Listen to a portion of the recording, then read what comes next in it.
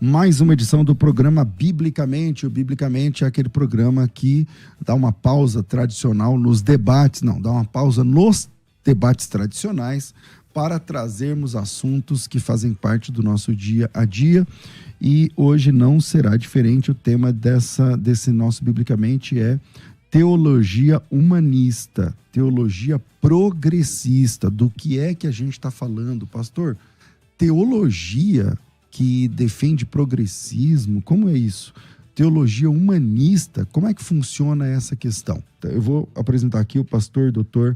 Tassos Licurgo, ele é professor titular da Universidade Federal do Rio Grande do Norte, também atua no programa de pós-graduação em design, né, na mesma universidade, é diretor nacional do Instituto de foi diretor nacional do IFAM, tem doutorado em Educação, Matemática e Lógica, mestrado em Artes, Filosofia Analítica pela Inglaterra, tem pós-doutorado em Apologética Cristã pelos Estados Unidos, também é advogado, lecionou em várias universidades no Brasil, também no exterior, além de ser escritor de vários livros, é pastor do Ministério Defesa da Fé lá em Natal, no Rio Grande do Norte, e tem o seu canal Tassos Licurgo lá no YouTube, também no Instagram, você acha, digita lá Tassos Licurgo, você vai achar tudo sobre esse cara, é um amigo de muitos anos. Tassos, bem-vindo mais uma vez aqui ao nosso programa Biblicamente. Pastor César, muito obrigado pelo convite, é sempre uma alegria estar aqui, na sua presença, nesta rádio, e que Deus nos abençoe durante esse tempo. Amém. Bom, o nosso próximo convidado é o Dr. Rodrigo Silva, mas ele está preso no trânsito, chegando. Daqui a pouco chega aqui na rádio. Tassos, vou começar contigo então.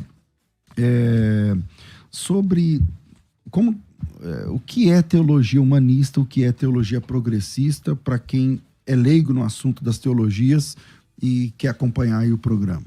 Primeiramente, é importante nós vermos, pastor César, que há duas estratégias principais que nós identificamos na ação do inimigo de nossas almas, né? Um é o modelo egípcio, modelo do faraó, modelo do domínio, da julgar as pessoas, mas existe um outro modelo, que é o modelo babilônico.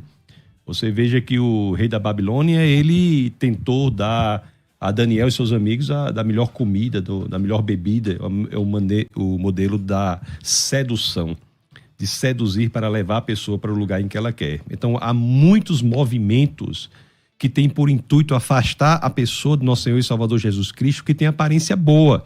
E dois desses movimentos levam esses nomes, como de teologia humanista e o outro de teologia progressista. A teologia humanista é entender que as escrituras nada mais são do que um modelo ético, um modelo moral. É como se Jesus Cristo fosse um grande professor de moral, de ética apenas, mas Jesus não é isso apenas. Jesus é a encarnação do Deus criador dos céus e da terra, encarnação do Deus vivo, do Deus que criou o universo.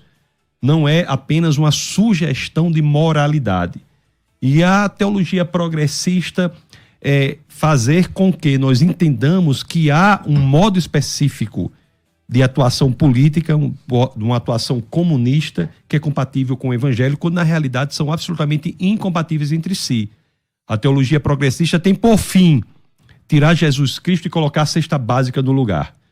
Não é que a caridade não seja importante, ela é importantíssima, mas ela nunca é, do ponto de vista da experiência cristã, o fim da nossa ação.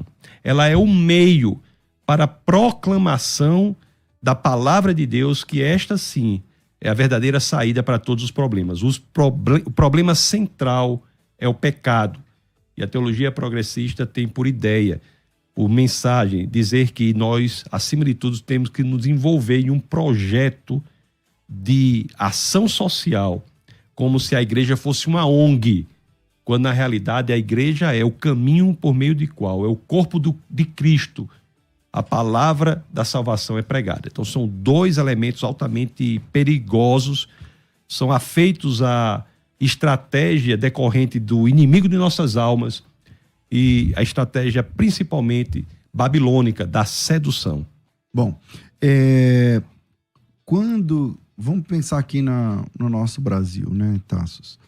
Quando que essas teologias, na sua opinião, começam a ganhar mais preponderância assim, no cenário? depois da Conferência de Lausanne, você tem teólogos latino-americanos que ganham proeminência naquela conferência e vêm ao Brasil e passam a ter um impacto muito maior graças à ascensão do pensamento comunista no Brasil. Isso se deu, primeiramente, no regime militar. No regime militar, a esquerda não conseguiu ascender de outra maneira e viu que o caminho para exercer a influência e o domínio era por meio do ataque à cultura, à educação, ao entretenimento e também à igreja. Hoje em dia, por exemplo, existe uma estratégia muito grande estabelecida de ataque às igrejas, que não mais é pelos cabeças das igrejas, mas pela infiltração na igreja por pessoas que têm por intuito implementar ou plantar a semente do progressismo para destruir o cristianismo de dentro para fora. Se você quer nomes para isso, na Igreja Católica, o câncer da Igreja Católica se chama Teologia da Libertação. O câncer da Igreja Protestante se chama Teologia da Missão Integral. Agora, toda essa questão parece que foi muito eficaz, né, Tasso? A ideia que eles tiveram para isso, porque, por exemplo, através da educação, sobretudo, você olha para a educação brasileira, além de ser um problema do ponto de vista de formação educacional mesmo. Eu já tive colégio de berçário até 2º grau, né? Então, eu estou falando de alguma coisa que eu sei por estar envolvido mesmo com a educação. Eu trabalho com educação há muitos anos e tal. Mas eu já trabalhei com a educação formal brasileira mesmo, de berçário até 2º grau.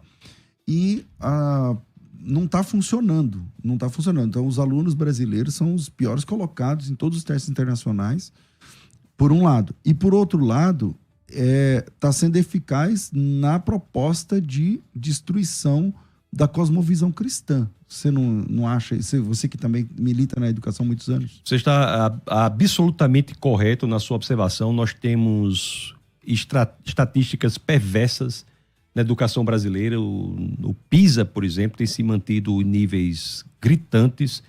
Os alunos hoje cada vez menos conseguem estabelecer pensamento de forma coerente. Eu até tive aqui em uma outra situação e eu falei que mais de 50% dos alunos acima de 8 anos de idade não conseguem escrever de forma adequada, ler de forma adequada. 50% dos alunos acima de 8 anos não conseguem ler, por exemplo, 60 palavras em 1 minuto, não conseguem fazer cálculos simples. Nós temos nem interpretar texto. O analfabetismo funcional é gritante. Nós podemos ver isso até mesmo pelos comentários que há nas redes sociais. Você coloca algo e o comentário é sobre algo que você não falou. Exatamente. É criticando algo que você não disse. Então, existe um agrupamento brutal de falácias argumentativas que se tornam cada vez mais comuns como fruto do analfabetismo funcional. Agora mesmo eu pedi para desativar o comentário, porque os comentários desse bate-papo nosso, porque as coisas que as pessoas falam não é com base no assunto que está proposto aqui. E a educação tem, de fato, sido fortemente afetada. E o cristianismo genuíno, é importante que se diga, é o contrário disso. As escolas dominicais foram criadas como métodos, meios de ensinar, para ensinar as pessoas a lerem. Antigamente havia muitas pessoas que sabiam ler com base na Bíblia. Exatamente. Aprenderam a ler na Bíblia. O cristianismo genuíno é ele mesmo um sistema de educação, mas não é só isso. É um sistema de educação que leva à proclamação da verdade por meio do Evangelho e, portanto, a salvação, a entrega da vida ao nosso Senhor e Salvador Jesus Cristo. Mas não pode se negligenciar a importância do cristianismo como formativo do homem. Então, o Brasil hoje está absolutamente rendido às garras, né, de uma metodologia falida, uma metodologia muito influenciada por Paulo Freire, que aqui no Brasil, pastor César, é um verdadeiro Deus. Se você fala mal de Paulo Freire, idolatrado. Não, você pode falar da família da pessoa, mas você não fala de Paulo Freire, não fala de Marx, não fala de Darwin. Se falar dessas pessoas, as pessoas ficam absolutamente abismadas, ficam irritadas, ficam com ódio de você, porque você atacou um pensamento cujos efeitos é destrutivo. Os efeitos do freirismo no Brasil são absolutamente destrutivos. E isso tem uma ligação, sim, com a ideia do progressismo na teologia, quando para o freirismo na educação, as pessoas deixam de ser alunos e passam a ser militantes.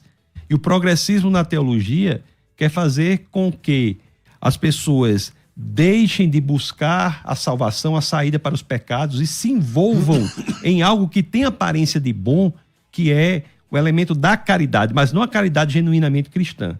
Uma caridade que é imposta pelo grupo para que as pessoas achem que fazendo aquilo estão certas, estão bem, estão tranquilas, quando na realidade a caridade não é causa da salvação, é consequência do Espírito Salvo. Por exemplo, dessa abordagem.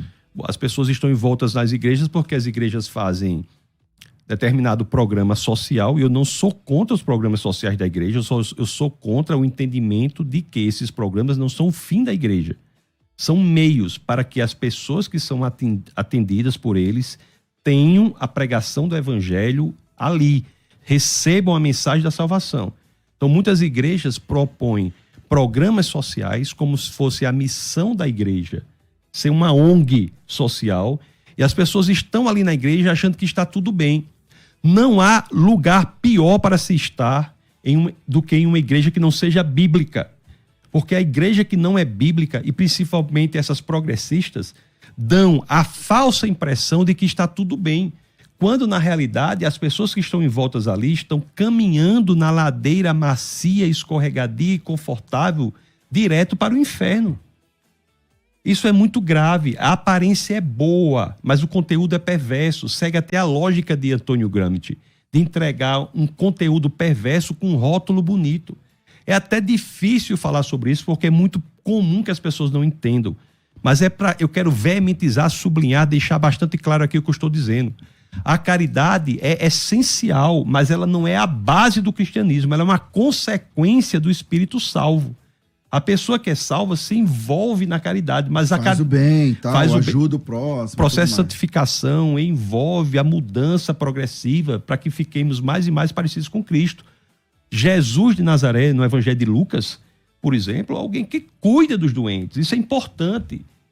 Então, não é a caridade em si que é ruim, mas a má utilização da caridade, e por isso que é tão perverso, porque é sutil, é a má utilização da caridade como um fim da igreja, quando na realidade é um meio. Então o progressismo vai tentar fazer isso, e é destruir a função principal da igreja, que é mostrar o caminho para a salvação. E você acha que nesse meio também entra, por exemplo, as teologias inclusivas, por exemplo, de orientação homoafetiva e tudo mais? Está dentro dessa ideia de teologia humanista ou progressista? Como que você encara essa questão? Todas essas ideologias que são ideologias anticristãs, o LGBTismo é um movimento político anticristão, é um movimento político que tem por fim escravizar o homossexual para dizer como ele deve falar, pensar e agir. Todas essas ideologias afastam a pessoa de Jesus Cristo, porque Jesus Cristo é aquele que liberta de todos esses movimentos coletivistas, identitaristas, que escravizam essas pessoas para dominá-las. A igreja é o maior obstáculo já criado na existência da humanidade contra os arroubos comunistas, identitaristas, coletivistas. É por isso que essas teologias progressistas querem destruir a genuína igreja do Senhor, e de maneira perversa, porque não usam do método egípcio, usam do método babilônico, da sedução, dá uma aparência de ser boa, quando na realidade tentam implodir a igreja do Senhor. É gravíssimo o que está ocorrendo, é importante que nós saibamos. A igreja do Senhor é aquela que proclama Jesus Cristo como a solução para quaisquer que forem os problemas. Se houver proclamação de soluções que não envolvam Jesus Cristo, não como um grande professor de moral, não como um grande exemplo, mas sim como Deus encarnado, essas teologias são anticristãs e devem ser bastante estudadas para que as pessoas não caiam nesta armadilha.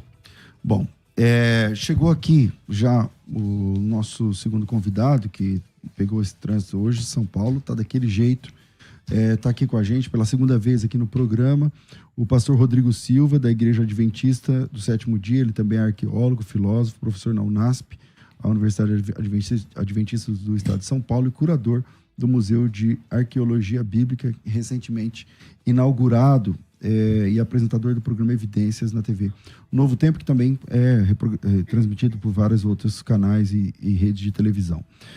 Pastor, bem-vindo aqui ao programa mais uma vez, bom te receber. E Pastor sufoco para chegar aqui. Muito obrigado, que sufoco. Tassos, sempre tenho a minha admiração pelo seu trabalho e um prazer estar com vocês aqui. Lamento realmente esse atraso, mas para aproveitar o tempo aqui, que é ouro, eu estava já ouvindo a fala dele, contundente e assertiva, eu concordo com o que foi dito, e eu queria só talvez acrescentar assim para começar esse bate-papo, dizendo que talvez a maior dificuldade que eu vejo nessas teologias, eu chamo, irmãos, de teologias no genitivo.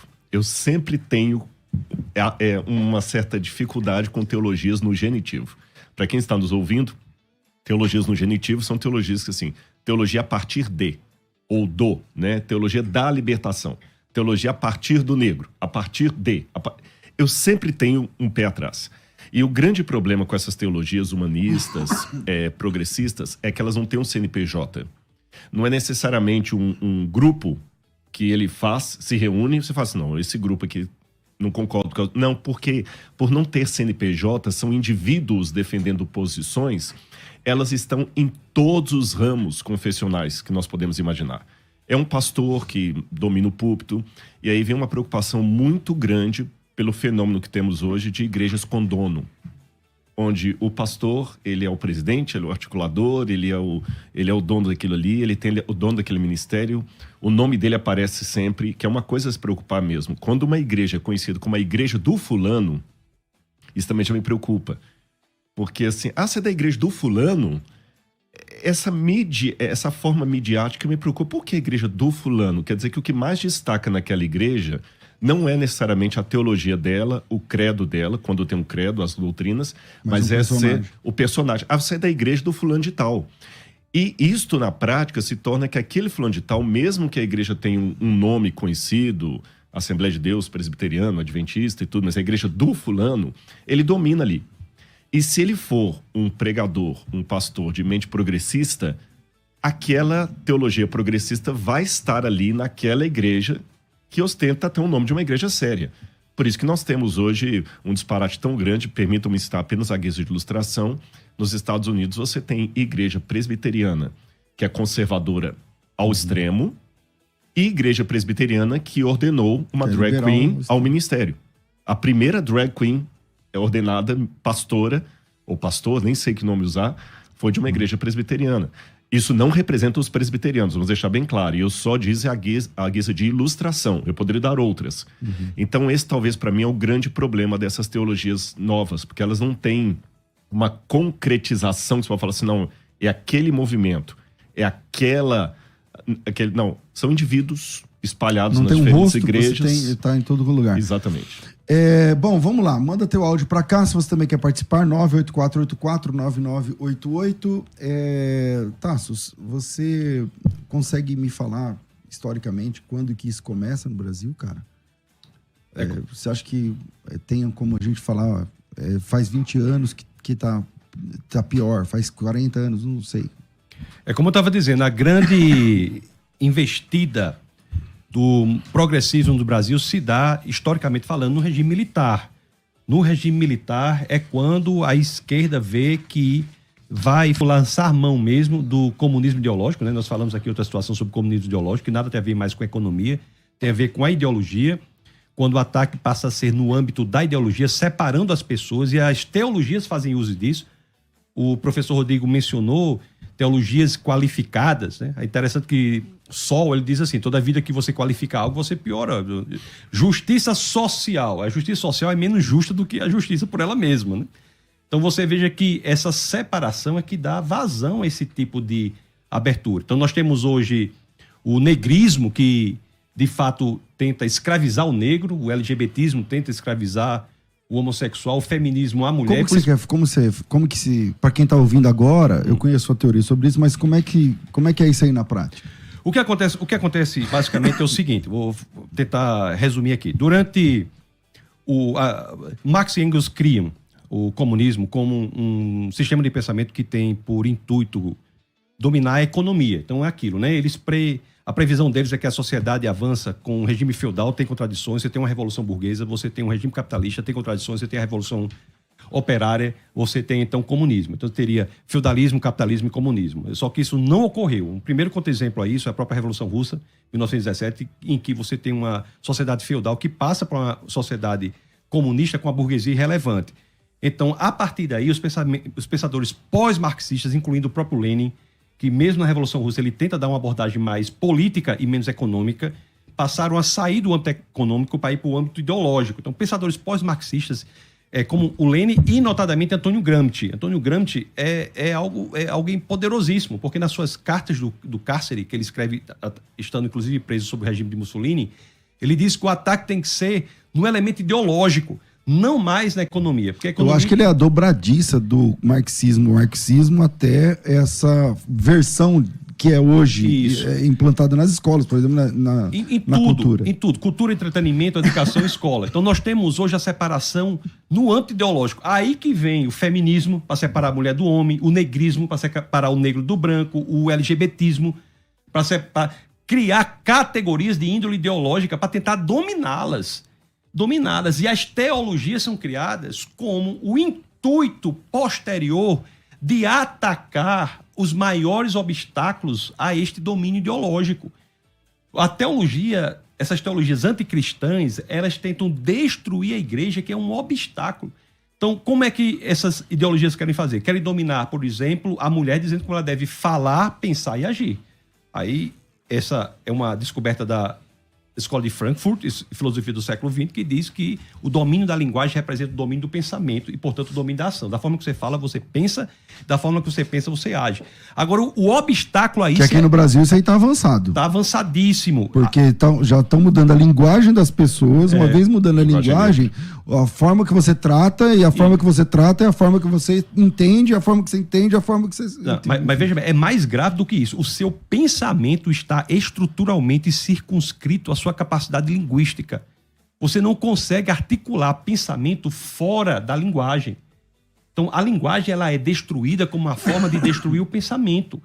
Não é possível pensar fora dos limites impostos pela sua capacidade linguística. Então, esse é a metodologia destes movimentos de separação de pessoas em grupos. Aí, o obstáculo a isso é a igreja e a família. E para atacar a igreja, eles usam exatamente essas teologias. Tem teologia feminista, teologia disso, teologia daquilo, tenta qualificar as teologias para exatamente destruir o obstáculo que é a igreja. Por que é a igreja? Porque na igreja esses grupos não se sustentam. Na igreja não existe preto, branco, não existe, todos são um. Né? Gálatas 3:28, o apóstolo Paulo, enquanto 75% da população de Atenas eram de escravos, 50% da de Roma eram de escravos, o apóstolo Paulo diz, não há homem nem mulher, escravo nem livre, judeu nem gentil, todos são um em Cristo Jesus. Então, o obstáculo é a igreja. Se nós destruímos a igreja, acabamos com o obstáculo contra os arroubos desses movimentos. Quais são as duas formas de destruir a igreja? Estratégia egípcia, estratégia babilônica. Estamos até escrevendo um livro sobre isso, vai sair próximo mês. Estratégia egípcia e estratégia babilônica. Em alguns lugares, a estratégia é egípcia. E o avanço do Estado comunista vai fechar as igrejas. A Nicarágua entrou agora entre os 50 países mais perseguidores. Agora, antes disso, na realidade em que estamos, é a estratégia babilônica. É infiltrar para destruir de dentro para fora, colocando o câncer. Essas teologias são cânceres dentro da igreja. Pastor Rodrigo, o senhor fez USP, né? E o USP tem também toda essa... dá para perceber também todo esse poder do lado de dentro, lá da educação. O senhor entende que a educação como um todo tem uma programação interna para atacar a fé cristã? Ou isso é coisa da cabeça do crente? Como que a gente se posiciona? É difícil falar assim, até que ponto o sujeito está sendo tensional ou ousado. Porque a gente não está dentro da cabeça da pessoa e corremos o risco de julgar de maneira errada. Então eu prefiro responder essa pergunta dentro do âmbito espiritual. No âmbito espiritual, eu posso responder assertivamente que há uma propaganda, uma agenda de Satanás para destruir a igreja. É um grande conflito entre as forças do bem e do mal. Isso há. E dentro desse conflito espiritual das forças do bem contra o mal, as pessoas, pelo seu comportamento, pela sua ideia, pelo seu compromisso ou infidelidade a Deus, elas se deixam levar ou pelo Espírito de Deus ou pelo Espírito do diabo. Eu vou dar exemplos bíblicos. Pedro era um homem sincero. Ele estava com o Cristo, 3 anos e meio andando com Jesus. E no último momento ali, o diabo usou uma fraqueza dele e falou com Jesus: Senhor, tem piedade de ti, que tal coisa a gente foi repreender Jesus ainda, porque Jesus estava falando da cruz. Jesus estava falando: eu vou morrer, eu vou ser crucificado. Pedro, então, imbuído de toda aquela ideologia judaica da época, que o Messias tinha que ser um guerreiro forte para libertar o povo de Roma e não um servo sofredor de Isaías 53, o diabo colocou aquela ideologia na cabeça de Pedro naquele momento, e ele falou, e Jesus, como tinha uma espiritualidade, Jesus era Deus, falou assim: para trás de ti, Satanás. Porque não foi Satanás que falou através de você, Pedro. Temos, ao mesmo tempo, uma figura como Anás e Caifás, que deliberadamente se entregaram ao mal. Judas também, que fala que o diabo o tomou. Então, a resposta que eu dou para não cair em julgamento de A ou B é que estamos em conflito cósmico do bem contra o mal. E os dois lados nos querem. Depende de mim qual espírito vai me tomar, se é o espírito de Deus ou o espírito do diabo. Porque o diabo toma a pessoa assim como o espírito de Deus toma, do mesmo jeito. O diabo imita Deus, só que não na qualidade. Imita como uma bolsa da Louis Vuitton que você encontra no 25 de março aqui. É igualzinho, parece, olhando, mesma cor, mas não tem a qualidade de Deus. Então, eu digo que sim, dentro da igreja, algumas pessoas bem intencionadas, eu diria até. Eu vou até arriscar, talvez bem intencionadas. Eu não sei se eu poderia, não discordando de você, Tasso, mas eu não sei se eu poderia ser tão taxado de falar assim: tem uma agenda, esses pastores foram colocados pelo gramitismo. Essas pessoas cooptadas por essa ideologia, na minha opinião, elas acham que estão fazendo bem. Inclusive, então eu não vou discutir a sinceridade ou a honestidade pessoal de cada um, mas que estão a serviço do mal, sim. É por isso que eu analiso do ponto de vista espiritual. Não consigo enxergar esse quadro sociológico sem ver um conflito entre o bem e o mal por detrás de tudo isso aí. Tassos. Concordo, mas eu acrescento o seguinte: para que a pessoa se envolva na agenda do mal, ela não precisa ter o conhecimento intelectual do que está por trás de tudo isso. Então, você quer um professor, por exemplo, quer se envolver na agenda do mal, basta seguir Paulo Freire. É simples. Ele segue Paulo Freire de maneira ele está bem intencionado, mas segue alguém que está transformando alunos, para que alunos deixem de ser estudantes e passem a ser militantes de um programa que é contra a igreja. Então, Paulo Freire, John Dewey influenciaram fortemente a UNESCO, que influencia a destruição da educação no Ocidente. Então, é muito importante que nós saibamos disso. Nós não temos intelectuais em todos os lugares sendo utilizados. O que nós temos são idiotas úteis sendo utilizados por uma elite intelectual que promove essa ação destrutiva da educação, da pessoa, do ser humano, afasta a pessoa de Jesus Cristo por meio da destruição. As teologias progressistas, por exemplo, e humanistas são braços desse movimento para destruir a igreja como um obstáculo. Dito isso, eu só queria dizer que eu concordo plenamente com a visão de que é espiritual. Eu estava agora na Califórnia, estava lá ensinando lá no Reasons to Believe, e lá em Los Angeles estava passando lá uma passeata pró-Palestina com vários cartazes pró-Hamas. Não, você me falou, no dia mandou foto, foi isso? Foi, mandei. Foi. Eu fui nessa passeata para ver. Né? Hamas é o mal, deve ser destruído, combatido, em hebraico, inclusive, né? Diz que é uma sigla lá, mas na realidade em hebraico é o mal não só contra o outro homem, mas contra o próprio Deus. É a violência contra a armamento de sangue. Então, veja bem, eu estava lá na passeata quando eu vi uma porcentagem impressionante das pessoas que estavam ali eram pessoas do movimento político LGBTista. Pessoas que seriam torturadas, brutalmente assassinadas por aquilo que estavam defendendo. Então, mas não tem sentido, né? Porque, por exemplo, a pessoa que é do LGBT defendeu o Hamas.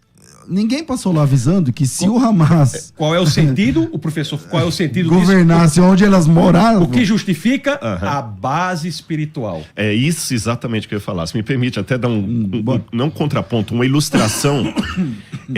Se olharmos na história bíblica e não bíblica, quando o mal quer se juntar para para um objetivo comum, ele se junta. Vou pegar o exemplo bíblico para começar. Saduceus e fariseus, hoje a gente coloca tudo num pacote só, mas nos tempos do segundo templo, não se bicavam. Fariseu e saduceu era colocar quase que... São teologias diferentes. Corintiano não sei se estou dando o exemplo certo, corintiano e palmeirense, ali a torcida não dá nem para ficar junto no instante, tem que separar, porque senão vai dar briga. Mas quando foi para condenar Jesus, os dois abraçaram lá. Até zelotas estavam no meio ali, porque eles também odiavam os zelotas. E eu tenho uma opinião comigo, não vou explicitá-la aqui por causa do assunto e do tempo, mas eu acredito para mim que tanto Barrabás como os dois ladrões na cruz eram de movimento zelota. O Barrabás é uma chance bem grande. Exatamente. E para mim, como eram duas cruzes, que os dois faziam parte que ele fala que ele era o chefe dos salteadores do Evangelho de João. Então, é só uma digressão aqui. Eu acho que Barrabás deveria ser o chefe, ele mais dois foram apanhados, dois guerrilheiros, dois zelotas. Então, eu tô falando de 3 movimentos completamente antagônicos, zelotas, e os 3 se juntaram. Tanto é que os 2 que se juntaram para libertar o terceiro só pelo prazer de ver Jesus crucificado. Saindo da história bíblica para dar um exemplo fora. Na época de Sócrates, você tinha também uma outra ruptura muito grande entre sofistas e poetas. Porque o sofista era o filósofo que queria destruir a poesia com todos os seus malefícios. E o poeta era aquele que queria manter o establishment contra os filósofos. E quando Sócrates vai ser condenado a tomar cicuta, os dois advogados de acusação dele, um era poeta, o outro era sofista. Ou seja... Mas aí se juntam. Então, o diabo, ele consegue regimentar. Então, é estranho, concordo, mas não é surpreendente que você veja grupos antagônicos se juntando. E se me permitem dar até uma visão escatológica, quando o anticristo dominar, seja ele quem for, porque eu sei que há teologias diferentes, uma coisa nós concordamos, independente de quem seja o anticristo na visão de cada um. Por onde vem. Né? Por onde que vem. Ele vai unificar o mundo.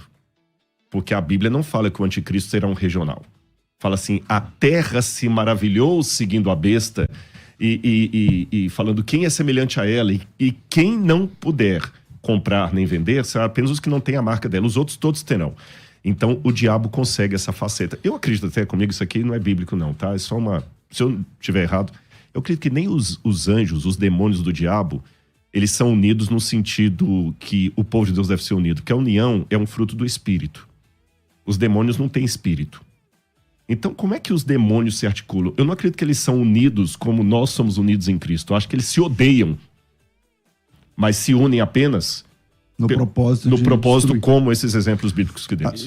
Agora veja, né? Você tem, por exemplo, aqui, isso antes, você está falando do Hamas e o movimento LGBT e tal, mas aqui, por exemplo, esses movimentos, eles usam a camisa com o Che Guevara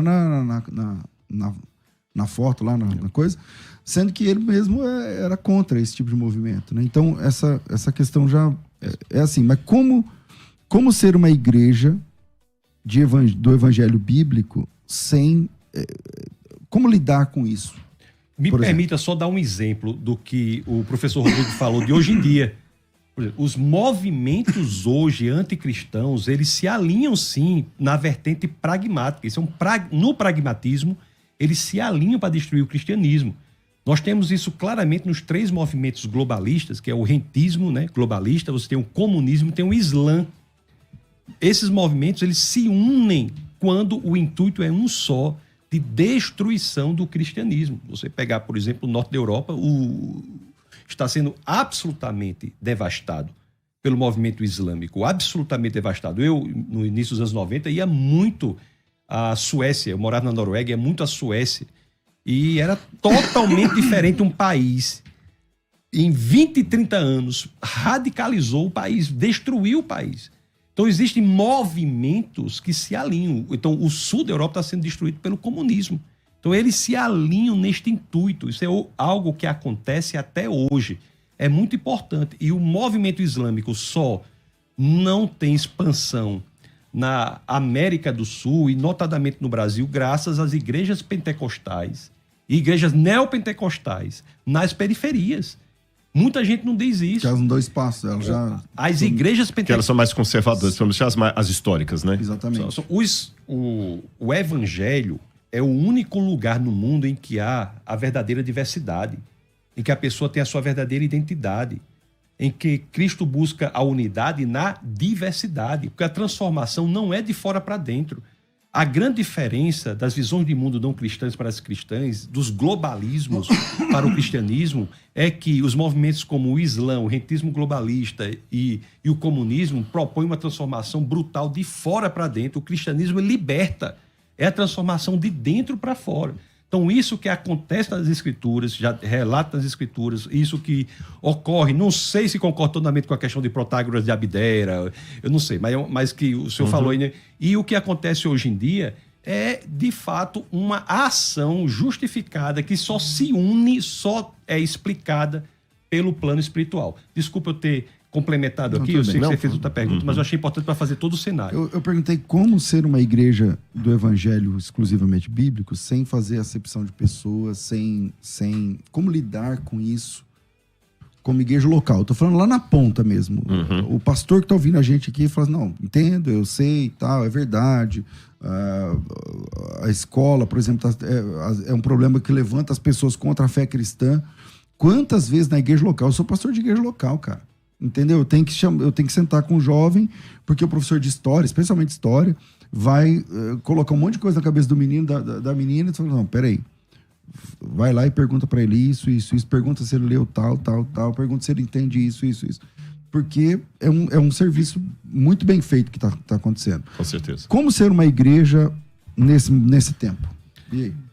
Eu acho que um dos primeiros pontos assim que nós temos que colocar como professores e pastores, porque o pastor no púlpito é um professor. É um professor. Aliás, na Bíblia até essa distinção assim, Jesus é um didáskalos, né, como diz em grego, um professor mesmo. O desafio hoje não é ensinar. É tirar a cultura inútil para colocar a coisa que presta. É mais complicado. Porque ensinar, pensa, eu vou te ensinar um monte de coisa. Sabe aqueles programas reality show de acumuladores? Pessoas que na casa dele lá guardam um monte de tranqueira e tudo mais, e vão um psicólogo para convencer a pessoa a tirar primeiro o lixo para colocar móveis limpos. Então, a primeira coisa é isso, porque nós temos hoje no mundo, as pessoas não aprendem, não consigo entender. Não, na verdade nós temos vários PhDs em cultura inútil. O pessoal sabe tudo que está acontecendo no Big Brother, sabe tudo que está acontecendo na novela. A Champions sabe League. Tudo. É PhD nisso. Você tem que primeiro tirar aquele conhecimento sujo que vem embutido de uma ideologia. Segundo, eu acho que é importante a igreja ter claro qual é a nossa missão. Mateus 24:14. Será pregado esse evangelho do reino em testemunho a todas as nações, então virá o fim. O que significa isso? Eu acredito que boa parte dos que defendem teologias progressistas na igreja, eu vou fazer uma defesa como se eu fosse um deles. Sabe o que eles vão dizer? Na verdade, nós estamos dialogando com o mundo. Que vocês, conservadores, não dialogam. Ontem eu fiz até um react no meu canal de um filme que eu assisti nas férias, que eu tirei uma semana de férias agora, o filme Jesus Revolution, que é sobre aquela história do movimento hippie dos Estados Unidos, que começou com a Igreja do Calvário e fez um movimento de Jesus forte na América lá. Por quê? E tem uma cena do filme que é assim, um pastor pregando de paletó e gravata, do jeito conservador e tudo mais, e só alguns velhos, uma meia dúzia de gato pingado de velho, a filha do pastor bocejando, sabe? Nenhuma criança, uma igreja morta. Aí aparece um hippie, o Lulin, que ele é interpretado pelo mesmo ator do Jesus do The Chosen, mas é uma história real. E ele convence aquele pastor a falar de um jeito mais jovem. A igreja começa a encher de hippie. Aí a música muda, o pastor já tira a gravata, já vai pregar descalço. Aí que nós temos que ter uma sensibilidade nos dois lados. Qual que é o problema, talvez, dos conservadores? Aqui vamos fazer agora... Vamos lavar uma roupa suja em casa, Tasso? Acho que nós três aqui somos conservadores, até pela fala, vocês conhecem. Nós também falhamos numa coisa. Assim como muitos do outro lado sequestraram as pautas sociais, do lado de cá nós a negligenciamos. Porque quantas mulheres, às vezes, tinham agressão do marido dentro de casa e chegava para o pastor e mandava orar mais? Quantos rapazes tinham problema com a sexualidade e ia conversar na igreja, não tinha espaço, porque a igreja era conservadora demais para aquilo. Estava preocupada demais com paletó e gravata. Lembra aquela música da Assembleia de Deus, Fala Paletó? Paletó não fala nada. Aquela música ela tem uma paródia de verdade, tem a justificação pela gravata, não é pela fé, não. Se o sujeito não tiver com a gravata e o terno, então tinha esse conservadorismo que não tinha muito espaço para o amor, para a aceitação. Se alguém entrasse tatuado numa igreja, todo mundo já olhava de cima a baixo. Você está usando barba? Tinha um tempo que se você chegasse barbado na igreja, você já era comunista. Então teve esse lado. E o outro lado se apropriou disso que foi negligenciado. Mas aí agora vem a crítica ao outro lado. Nós temos que também lavar a roupa suja em casa. Nós deixamos em débito as pautas sociais. Embora notinha de rodapé. Você vê, por exemplo, a Igreja Deus é Amor, estava sempre nos presídios e tudo mais, mas as igrejas clássicas mesmo não tinham tanto essa percepção social. Quem faz mais trabalho hoje de, às vezes, caridade são movimentos espíritas, com sopão, aquela coisa toda. Então, esses outros grupos mais progressistas apropriaram-se disso, só que apropriaram também de uma maneira, a meu ver, errada. Por quê? Porque para ganhar o de fora, eles começaram a vender a essência do evangelho. Vou dar exemplos. A igreja tem que aceitar tudo. Não. A igreja aceita todos, mas não aceita tudo. Olha a diferença entre aceitar todos e aceitar tudo.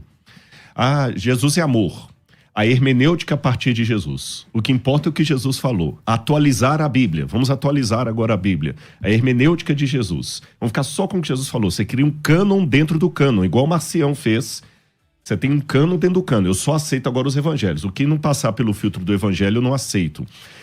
Jesus é amor. E aí, vem duas observações para terminar minha fala aqui. A primeira, que esse movimento, eu concordo com o Tassos, quando ele puxou aí os anos 60, na ditadura militar, e na América também vai ser na mesma época, mas as raízes dessa árvore, se você me permite, elas vêm um pouco antes. Porque quando o catolicismo fechou a Idade Média, fechou com um saldo muito negativo para a fé. Porque, você sabe, tinha a Inquisição já está na Idade Moderna, você tinha ali as indulgências, aquela coisa toda. Quantas coisas ruins foram feitas em nome de Deus por senhores feudais, reis, bispos, papas? Quando a modernidade chega, ela chega revoltada contra esse ranço religioso. E o protestantismo nasce nessa modernidade. Então ele nasce querendo, espera aí, modernidade, vou conversar com vocês. E pouco tempo depois você tem as escolas de Tübingen, onde você tem a alta crítica. E qual que era a intenção, entre aspas, boa intenção dos teólogos da alta crítica? Dialogar com o mundo moderno. Porque como é que você vai agora, num mundo racional, falar de virgem dando à luz a menino que vai salvar o mundo? Como é que você pode falar num mundo racional que um homem morreu e ressuscitou? Isso não cola. Vamos abrir o jogo. Acho que até no último programa eu falei isso aqui. Como é que eu vou falar hoje para um ginecologista que eu creio que uma mulher engravidou sem relação sexual com um homem e que o menino que estava no ventre dela não tinha origem paterna? Ele vinha de Deus Pai. Como é que eu falo isso? Como é que eu falo para um físico? Você é um homem científico que um homem morreu, ressuscitou e foi de carne e osso para o espaço? Não tem sentido isso. Então, peraí, vamos dialogar com eles amenizando o evangelho. Não, na verdade, Jesus não ressuscitou, aquilo é uma parábola.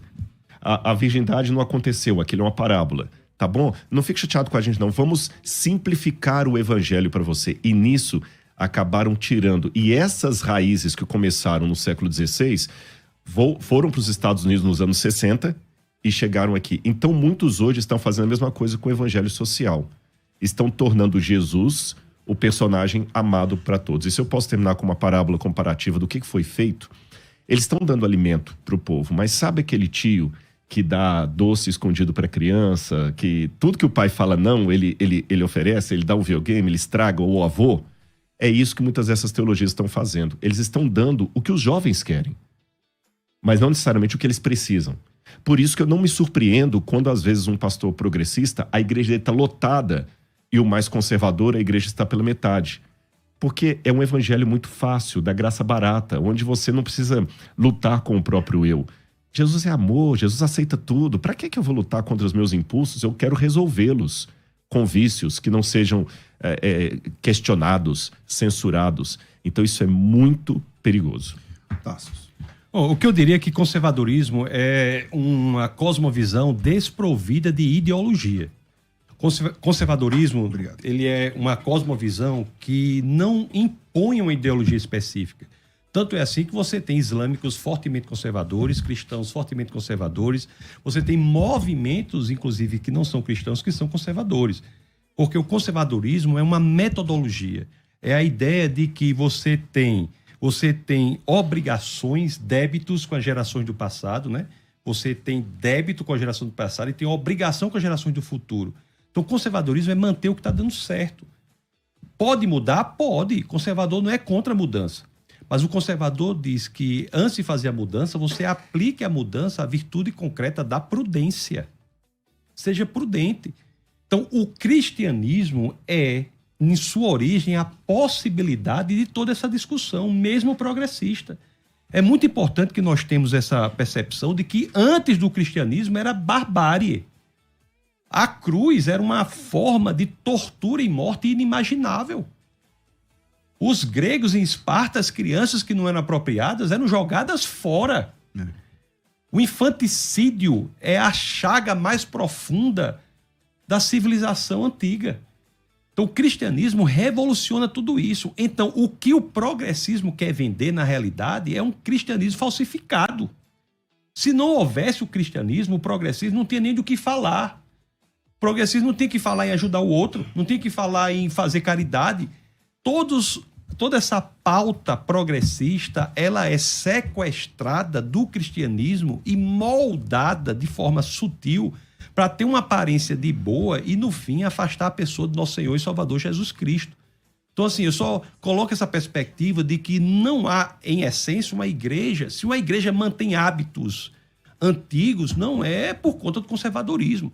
O conservadorismo não é a favor de que se mantenha o que não funciona, mas é a favor que se avance com a prudência. O progressismo não. O progressismo vai dizer assim, olha, você está errado. Você não tem que obedecer sua mãe e seu pai, você não tem que prestar atenção no que seu avô disse, o que você tem que fazer é isso aqui. Ele propõe um modo de ação, impõe um modo de ação.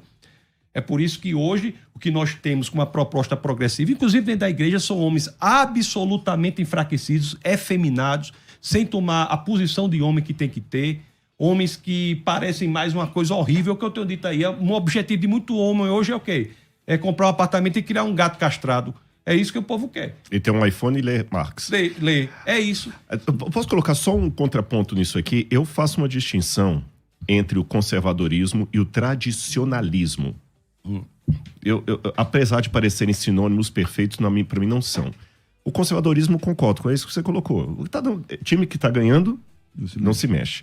Mas o tradicionalismo, que Jesus combateu o tradicionalismo, é o legalismo disfarçado. Sabe que negócio? É a lei por amor da lei.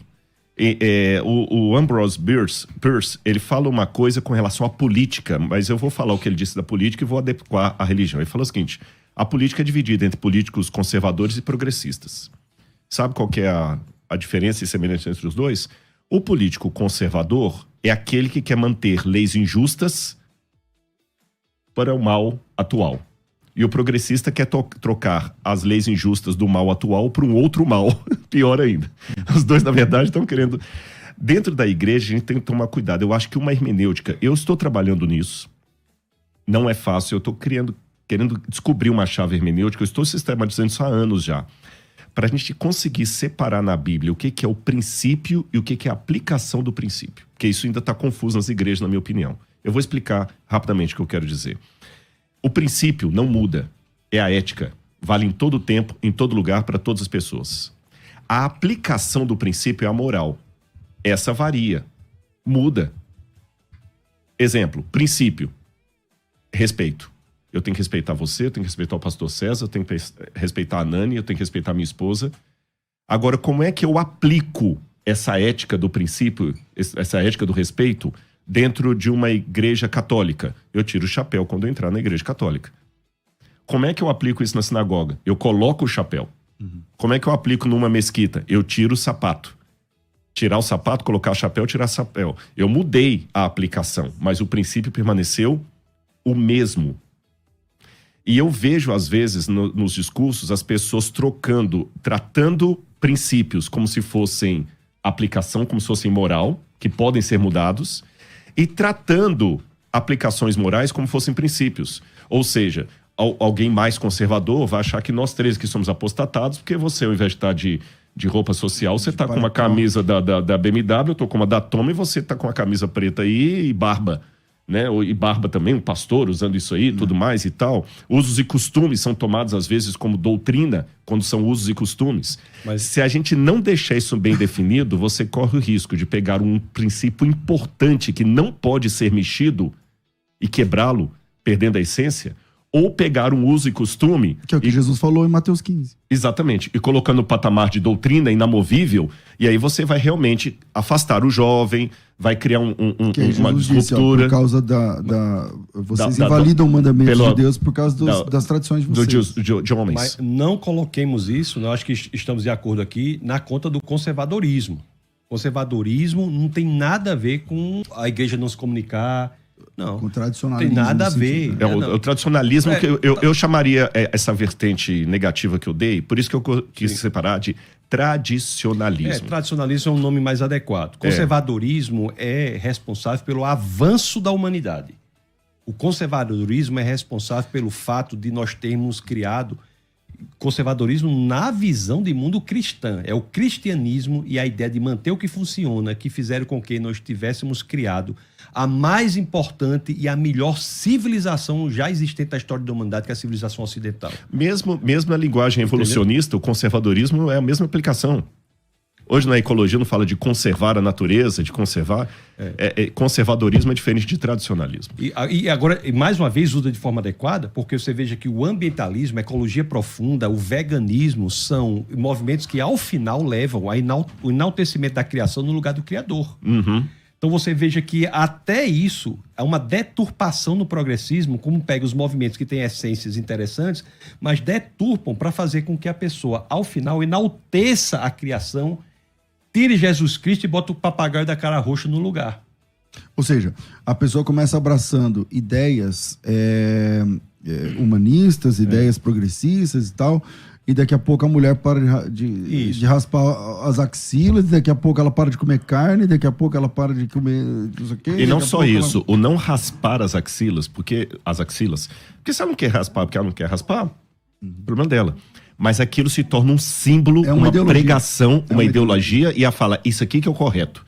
E é uma maneira de pregar contra verdades que, sabe, esse que é o problema. O símbolo, ele tá significando algo. Agora, intelectualmente, eu gostaria de veementizar, enfatizar, sublinhar o seguinte. Todas essas pautas destrutivas, elas só são possíveis graças ao que o cristianismo fez de correto. Então elas devem ao cristianismo a liberdade de poder falar. Porque se você vai fazer isso lá no Hamas... No Iêmen. Exatamente. E não só Levanta uma bandeira lá. E não só isso. Todos os conceitos que elas trazem são conceitos que são deturpação do cristianismo.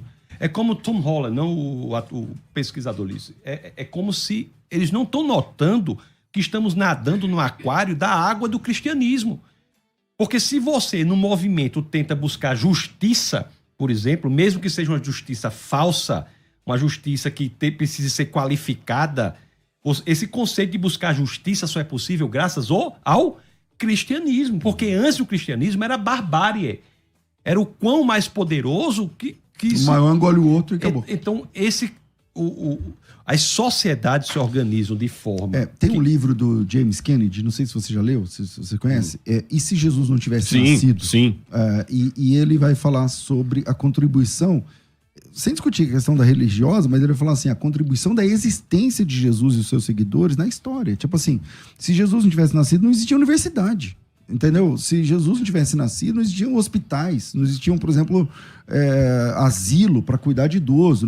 Quer dizer, o infanticídio só tem fim na história humana recente. Bom, aqui no Brasil, por exemplo, ainda tem infanticídio, né? Porque as comunidades indígenas têm aí o pessoal da esquerda que defende a manutenção do infanticídio hoje. E o aborto. O aborto não há nenhuma diferença. Eu tô falando gente, talvez você não saiba disso que eu tô falando.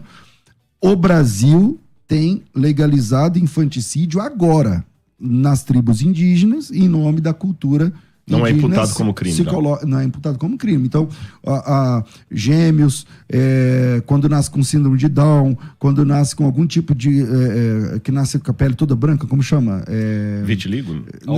Albino. Quando o índio nasce assim, ele é morto. Ele é morto e a lei brasileira ainda tem aí, os deputados têm pesquisa isso que eu estou falando. Então, tudo isso é erradicado no mundo através do cristianismo. Isso é uma loucura do multiculturalismo. É uma loucura que as pessoas tomam até como se fosse uma verdade. Acham que todas as culturas são igualmente boas. Não, existem culturas boas e culturas perversas. Uma cultura em que você... O canibalismo, por exemplo, é cultural. Em que você mata uma criança, você mata um deficiente. Uma criança que nasce com um problema, você assassinar a criança. Isso é normal? Não é. Uma cultura que defende o assassinato intrauterino, o aborto, por exemplo. Qual é a diferença que há entre a criança dentro ou fora da barriga da mãe? Quer dizer, o canal vaginal é um negócio tão mágico que dá um estatuto ontológico para aquele ser. Só depois que sai dali. Só depois que sai do portal. canal. Um portal.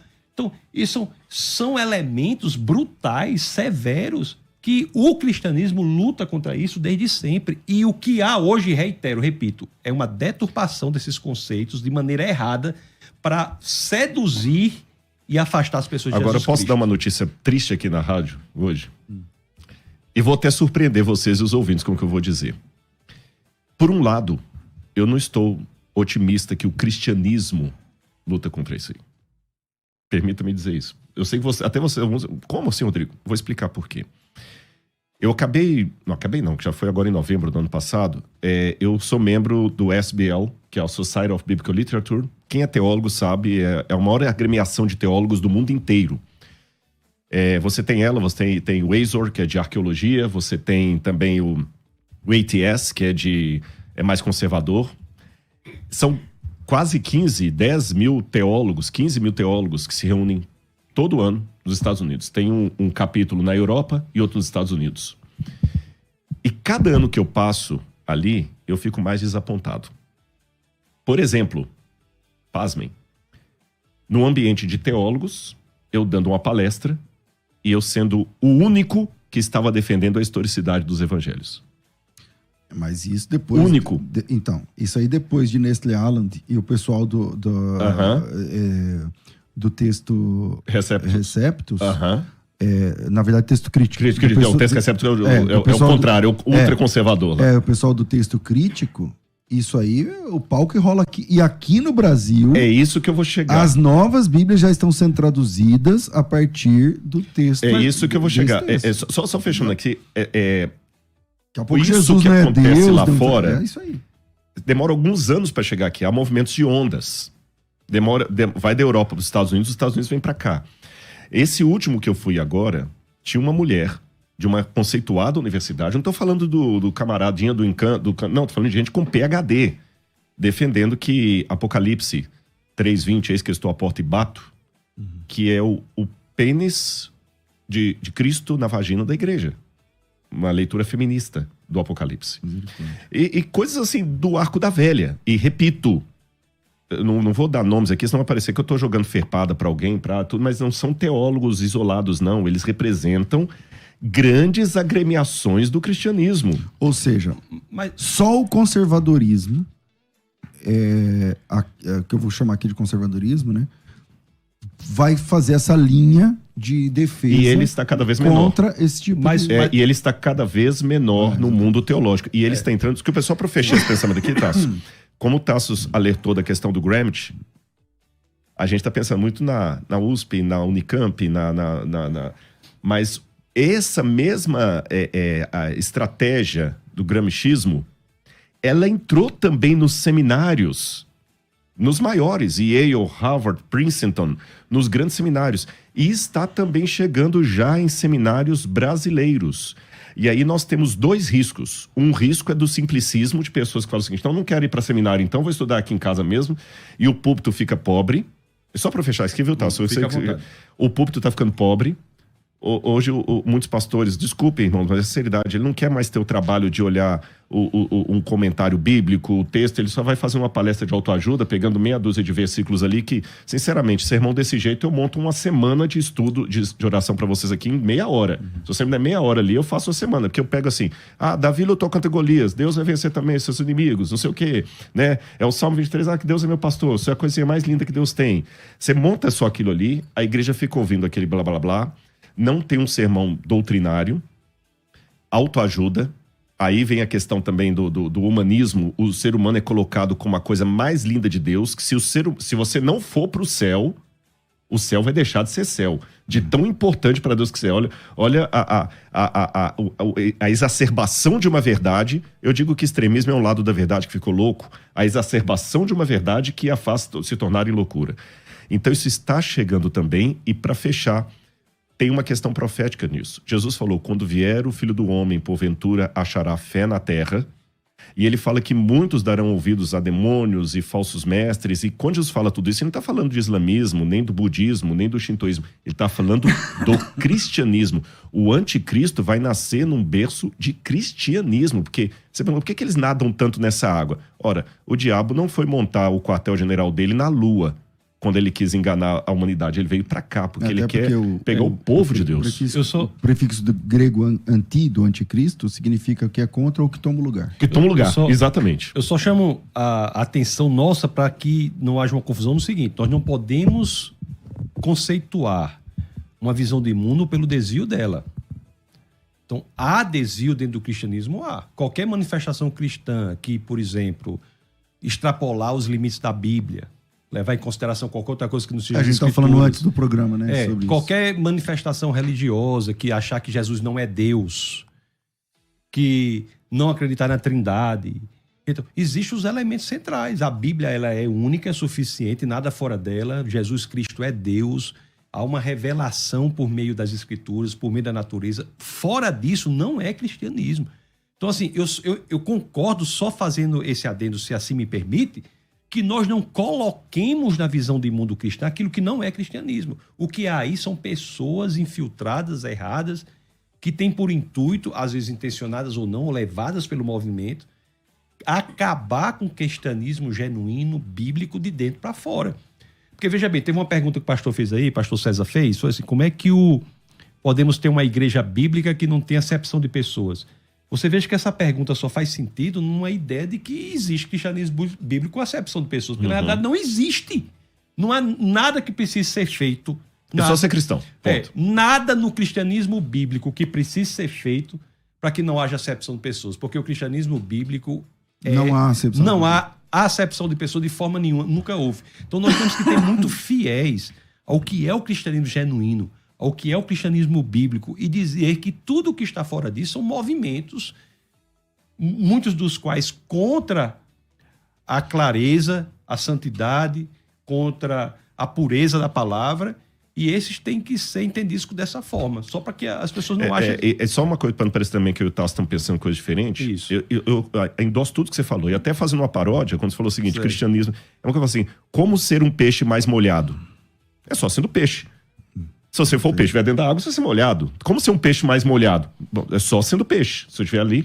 Agora, há momentos na história do povo de Deus em que os infiltrados conseguiram aparente tanto sucesso que lembra o dia que Elias falou assim, só sobrei eu? E Deus falou assim, não, calma que eu reservei 7.000 que não dobraram o joelho a Baal. Mas é interessante que na hora que Elias estava no Monte Carmelo, cadê os 7.000? Ele estava sozinho.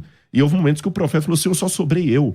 Houve momentos de apostasia coletiva que Deus trouxe os babilônios, para fazer a paródia do livro aí que você está escrevendo, né? Trouxe os babilônios porque o povo estava em tal estado de apostasia, e eu me pergunto com muita humildade, não com a faca na mão, mas com o espelho diante de mim. Repito, o que eu falo aqui, César, não é com a faca na mão, é com o espelho diante de mim. Será que hoje também o cristianismo, em termos numéricos, já não está assim tão vendido a ponto que aqueles que querem o conservadorismo, o bíblico, o genuíno, vão começar a ter que se preparar emocionalmente para ser minoria? Talvez em toda a história tenha sido assim. Toda a história da humanidade tenha sido assim.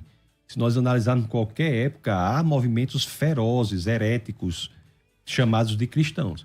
O cristianismo bíblico, o sucesso do ponto de vista de Deus não é um sucesso do ponto de vista do homem. Não é numérico. Não é numérico, não é de projeção, não é disso, não é daquilo. Sucesso do ponto de vista de Deus é ser absolutamente alinhado com o que Deus quer que nós façamos, alinhado com a palavra. Não é verdade? Eu entendo assim, diante de tudo que vocês estão falando, vocês são muito mais capacitados do que eu dentro de cada um de sua área. Eu discordo disso aí. Eu também discordo. Agora tem uma discordância aqui. Não, vamos fazer um debate aqui, a capacidade... É verdade, mas assim, nós temos de Jesus Cristo a garantia de que as portas do inferno não prevalecem contra a igreja. Então, o que resta a nós, a mim, a vocês aqui, aos ouvintes que estão aí, é de que igreja a gente faz parte. Se é a igreja bíblica, a igreja verdadeira, a igreja que preza pelos princípios bíblicos, não pelas doutrinas de homens, mas que a igreja bíblica, né? A igreja bíblica. Porque essa tem a garantia de Jesus Cristo, que, como você disse, não é um número astronomicamente gigantesco, tal, mas essa vai até o fim. E se eu faço parte dessa igreja e se ela faz parte de mim. Porque Jesus Cristo... Porque às vezes eu tenho um nome ali na relação...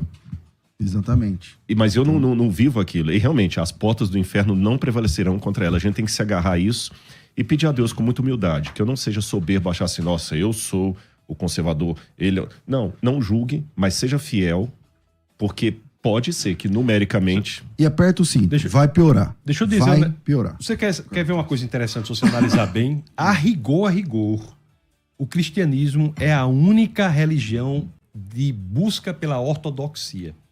É o que nós estamos falando aqui. Nós estamos no exercício de ortodoxia. Qual é a opinião reta? As demais são buscas por ortopraxia. Pela prática, que é... mais reta. A prática é melhor. Qual é a melhor prática? A mais conveniente. A mais conveniente. Então, a rigor, nós temos que entender o cristianismo como o modelo de mundo que liberta as pessoas da escravidão, do tradicionalismo. Porque não é ortopraxia, a rigor. É ortodoxia. É você entender, de fato, o texto bíblico. A revelação de Deus está ali. Qual é o entendimento? A gente risca, vai para o original, pega várias traduções, compara as traduções, pega a tradução para o latim, a Vulgata, porque é a busca pelo entendimento correto do texto. E é graças a isso também, pouca gente às vezes nota isso, graças a essa proposta absolutamente intelectual de experiência cristã, que os países de matriz cristã têm um desenvolvimento tão diferenciado de todos os demais. Hoje sendo fortemente atacado, né, o Ocidente, e o viés de ataque do Ocidente é exatamente a descristianização. Então, o poder do cristianismo é radical. E para destruir um lugar que prosperou em todas as áreas pelo seu viés cristão, o ataque é contra o cristianismo. Verdade. Bom, infelizmente nosso tempo é curto, mas muito obrigado você, ouvinte, que acompanhou a gente até agora. Tassos, obrigado pela sua participação aqui. Quem quiser te acompanhar, te seguir, como é que te acha? Agradeço ao pastor César mais uma vez, ao professor Rodrigo. Fizemos parte de um grupo. Quando eu estava no governo, convidei o pastor Rodrigo para fazer parte de uma comissão do maior prêmio cultural do Brasil. Ele fez parte lá e outras pessoas tantas fizeram parte. Apanhamos por causa disso, até falar chega. Como intelectuais, né? Como intelectuais influentes fizeram parte. Então agradeço a participação. Eu estou ali no Instagram, Tassos Licurgo. TASSOSLYCURGO. No Instagram eu acho que é a melhor forma. YouTube é só Licurgo mesmo, LYCURGO. Maravilha, maravilha. Professor Rodrigo, bem-vindo sempre aqui. Pastor, muito obrigado mesmo. Desculpem mais uma vez o atraso, é um prazer estar com você. Eu sempre fui muito bem recebido aqui, com muito carinho. E fiquemos fiéis na palavra e na palavra. Redes, qual que você usa mais? Assim, é o meu mais simples, é Rodrigo Silva Arqueologia. Não tem Y, não tem DZ. Rodrigo Silva Arqueologia. O dele é difícil. O dele é mais difícil, mas é mais chique, né? Tassos Licurgo. Rodrigo Silva, né? Tá aí. Mas, irmãos, muito obrigado. Eu agradeço de coração esse carinho. E foi um bate-papo muito bom por alguém que eu já admirava antes desse episódio aqui. Ele sabe disso. Verdade. Bom, tô ficando por aqui.